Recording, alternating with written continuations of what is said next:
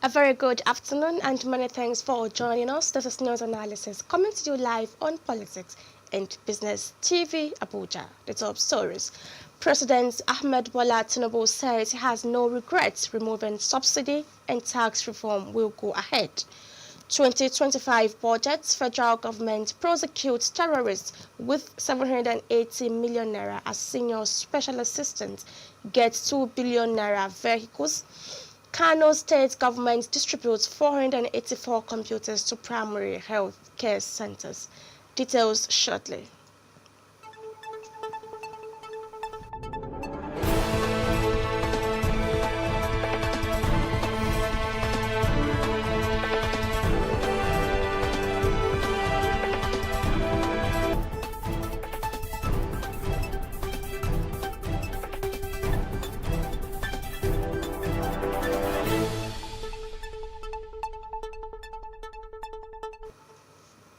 Once again, thank you for joining us on the program, and my name is Idris Amina, now the news on 4.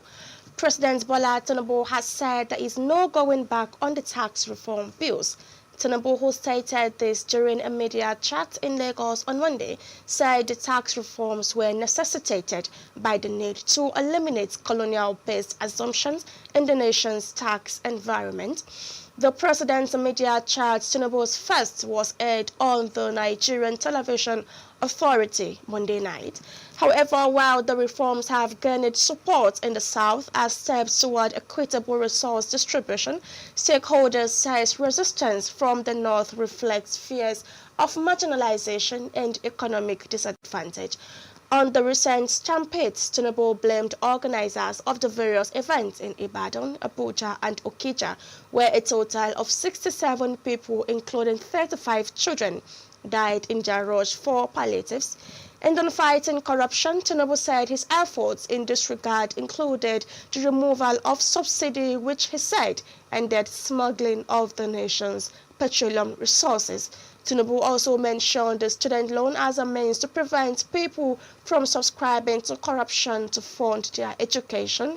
And Tinubu also said his plan in the 2025 budget proposal to reduce inflation from 34% to 15% would be realized by boosting local production and reducing imports.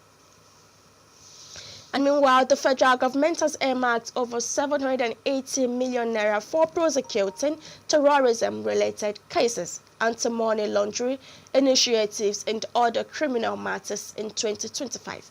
According to the 2025 appropriation bill, 530 million naira has been allocated for the management of terrorism-related cases and issues, and 2 billion naira for the purchase of vehicles for senior special assistants. Additionally, 100.99 million naira will be directed toward anti-native. Other allocations include 922 million naira for the execution of international cases, 55.57 million naira for the development of a national anti-corruption strategy framework, and 200 million naira for the administration of Justice Monitoring Committee, and 350.19 million for the federal judicial sector reforms and the administration of criminal justice reforms. The federal government, through the Ministry of Works, plans to rehabilitate and construct a total of 468 roads and highways across the country in the 2025 budget proposal. Meanwhile, the Kano State government has distributed 484 laptop computers to APE's primary health care centers across the states. In all wards in the state's 44 local government areas as part of its digitization drive to enhance healthcare delivery. Governor Abba Yusuf announced this initiative on Monday during the flag-off ceremony of the second maternal, neonatal and child health week in Kumbotso local government area. According to Governor Yusuf, these efforts align with his administration's commitment to creating a conducive environment for frontline healthcare workers and improving access to quality care for Kano residents. In addition to the computer distribution, the governor said solar power installations have been provided at the headquarters of the state's primary healthcare management board and its 6 zonal offices. This move is aimed at ensuring uninterrupted power supply and enhancing operational efficiency. To some business news, 935 Naira per litre petrol. Labour Union faults new price and demands further reduction. Details of this and more after the break.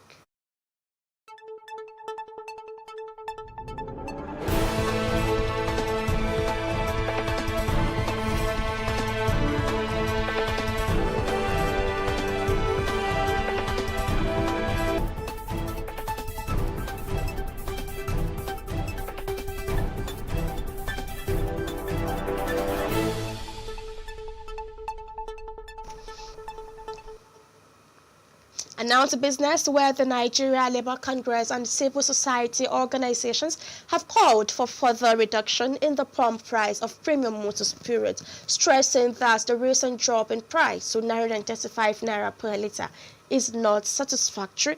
Dangote Petroleum Refinery, in partnership with Ministries, recently announced a reduction in petrol price to 935 Naira per litre.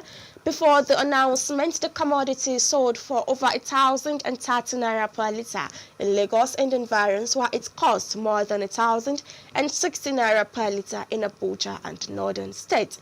IPMAN's national president, Maikandi Garima, said the reduction in Dangote Refinery's ex-depot price for petrol and the uniform arrangement being put in place would enable marketers to sell at 935 Naira in their outlets nationwide, incurring a cost of 36 Naira on logistics. But the announcement did not excite the Labour Union and COS, as they insisted on Monday that the cost of petrol should drop further. Speaking with journalists, a senior official of the Nigeria Labour Congress, Chris Onyeka, rejected any applause for the federal government and the Nigerian National Petroleum Company Limited over the recent reduction in the pump price of petrol. He argued that the current pricing mechanism does not reflect the true cost of the commodity. And for sports, let's join Abel Sunday for updates.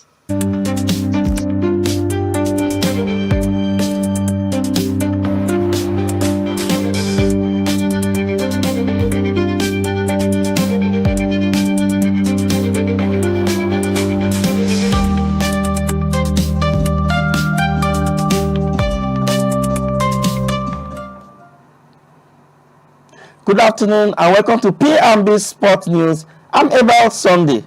The Nigerian Premier Football League has been heating up lately. Pillars the dramatic 2-1 win over Niger Tornadoes with a 94th minute winner.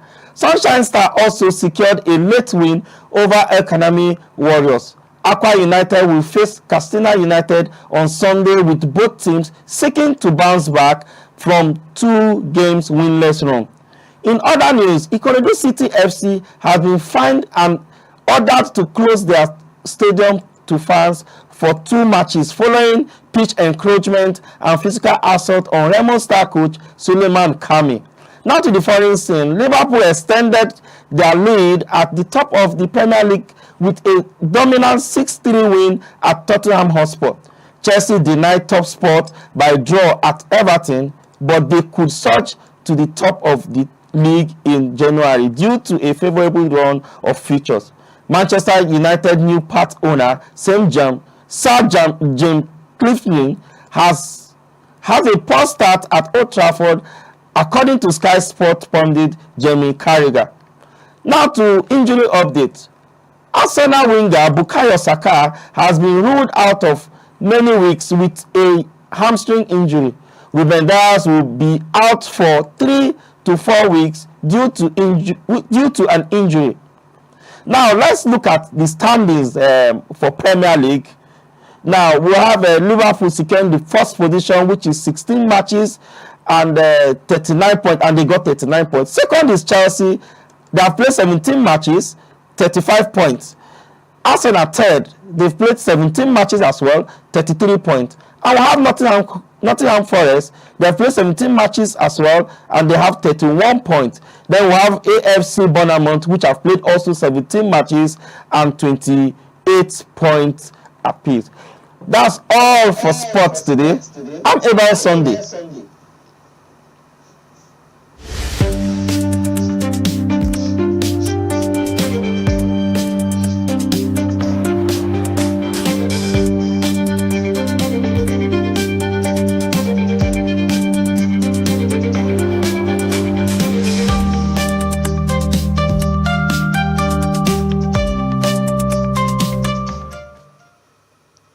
Exciting headlines from sports. Thank you very much, Abel Sunday, for the headlines. Moving on to today's forecast, which is on the 2.3 trillion naira allocated to script ministries in 2025 budget. The federal government voted 2.3 trillion naira for the script ministries of Niger Delta and Sport Development in the 2025 budget proposals. These same ministries were scrapped by the government in October when the Minister of Information and the National Orientation, Mohammed Idris, announced the decision after the Federal Executive Council meeting chaired by President Bola Ahmed Tinubu. Although journalists could not establish whether it was an error or not, but experts say there was no diligence in putting the budget documents together, even if at the end of the day it turned out that the monies earmarked were meant for the new Ministry of Regional Development and the National Sports Commission. Why this grave mistake and who should be held responsible are some of the questions we will be asking our guests after the break. Stay with us.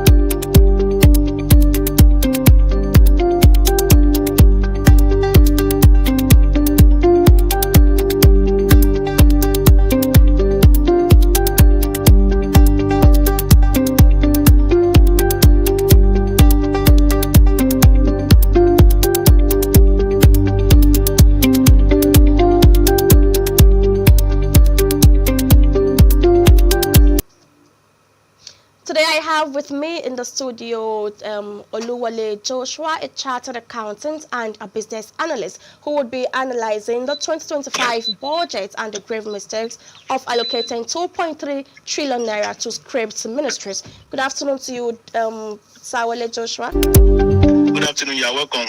How are you today? Fine, thank you. Thank you for joining us on today's program as usual. You're welcome. So today we'll be talking about the 2025 budget and how script ministries got 2.3 trillion naira allocations in the 2025 budget. But before we delve into the 2025 budget, how would you say the 2024 budget, which was tagged the Renewed Hope budget, was carried out? Well, in respect of the budget, it's another ritual of passing one budget or the other, and we believe that this budget will achieve its own target. The last budget, the performance, I believe, should be scrutinized and looked into properly to see whether it achieved its own purpose or not. That's number one. Number two is that this budget has expanded, and if we remove the element of foreign exchange and element of debt servicing, I believe that this budget is not as robust as we think, because over 15 trillion will be used on debt servicing, and foreign exchange. Except are we still talking about the 2024 budget? Because my question is how was the 2024 budget carried out? The current budget. No, yes, the current budget. You are talking about the execution, the budget execution of 2024. Yes. The budget execution of 2024, as the level of execution has not been published. But we know that revenue has surpassed its own target, which is a plus to that, and we know that many other expenditure went up for the year. Yes. Going up means that there will be either supplementary budget or any other extra budgetary spending. So which we need to know the total of it, because the last year budget plus the supplementary budget is what we look at as the performance. So if we are looking at the performance, we wait for the Accountant General's report, we wait for the Auditor General's report to be able to. But in terms of impact on the economy, 2024 budget has infrastructural impact on the budget. If you consider the Lagos Calabar Express Road, if you consider the Sokoto Badagry Express Road, and if you consider many other projects that is on board, but save that it has not impacted on the social life of the citizenry. It has not impact on many on what we call this the people. It has not been people effective, though it is infrastructural effective. If you know how much the government has spent on electricity, you know that we are making progress on that sector. All right, so that's a view from Wale Joshua, an economics and a tax administrator. So let's move on to the 2025 budget. What is your assessment on this budget implementation, and what do you think are the expectations on the impact of the 2025 budget? 2025 budget, it's a budget predicated on many ambitious assumptions. Ambitious assumptions in the sense that we are going to make we are targeting a revenue of 30 trillion, and we are looking at 15 trillion, taking 15 trillion deficit. Budget deficits be financed by that. So it's an ambitious budget. The other side, which I'm not too comfortable with, is the exchange rate. Pegging exchange rate at 1,500. Yes, is that 500? Yes. Is looking at a performance of between 1,500 and 2,000. Exactly. So if we are doing anything below, that means whoever is sitting at the seat of making sure that exchange rate is good will receive a thumbs up for making it better than government's assumption. Aside from that, anything below 1,500 means that government may not be able to meet some of its naira denominated transactions. Naira denominated transactions will, because the revenue earned in foreign currency, that is the dollar, will suffer a little. Will suffer naira exchange rate effect. Like I budgeted that I will buy something at 1,500, and I have $1 kept for that purpose. At the end of the day, there is an improvement in the exchange rate, and the exchange rate now came to 1,300. That means I wouldn't be able to buy that again. So I'm just using that analogy to speak to government budgets. So in it's a little bit not good enough for performance, for official performance, though it's good enough on the realistic basis, so that possibly the government has seen what we are not seeing. Possibly the dollar is going towards 2,000 for the year, which makes it possible, which makes it possible for government to make some gains on the local currency while meeting its budgeted expenses. But I don't really like that. I'm not at home with that. But others are what they are looking at. I just pray that the civil service will be able to achieve that. We are looking at an increased government personnel budget in the next year. So okay. And government personnel budget should be able to impact on lives of the citizenry. We are looking at much investment in agriculture, whether they like it or not. There must be reasonable investment in agriculture to make sure it caters for people's needs of feeding, and it caters for what people's production need. You agree with me that the agricultural sector, the poultry sector needs an increase in corn production to meet its own feed. All right, thank you. So you made mention of ambition while you were talking about the 2025 budget. How does this trickle down to affect the lives of Nigerians, or are they just numbers flying around? No, they are not numbers flying around. If well achieved, they are meant to drive the people effective policy in terms of health. The cost of pharmaceutical products in today's Nigeria is as high as any other thing. So if this policy is driven home, we will see improvements and reduction in cost of pharmaceutical product, because local production would have been imbibed. If this policy, if this budget can be able to scale through, agriculture has received an increased allocation from this year's budget, and this can trickle down to improved crop production, and even the leader of the pack, which is the security. If Nigeria is well secured, the amounts paid for ransom, the production of agricultural products will equally improve. This will impact on people's lives. But that as it may, we need to still put up our efforts. I used to tell people that government throws money at problem rather than throwing efforts at problem. Exactly. When you throw monies at problem, you get receipts, not results. So we should throw efforts at problem, not monies. So we should make sure that people are accountable, and they are used to drive this budget home. Not that we are throwing monies that we end up on diverted. So these monies are well. All right, so let's move on to the questionable allocations of the 2025 budget. What is with the 2.3 trillion naira being allocated to script ministries? I mean, in October, Niger Delta and Sports Ministries were scripted by the government. Why are they being mentioned and even allocated a huge amount of money in the 2025 budget? Well, that's one of the policy gaps that the government is meant to explain, and we calling their attention to this means that they need to work on that.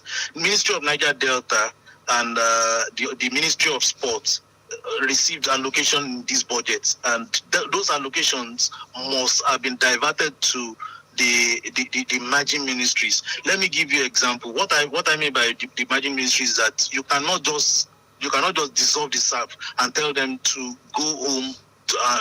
Go home and rest.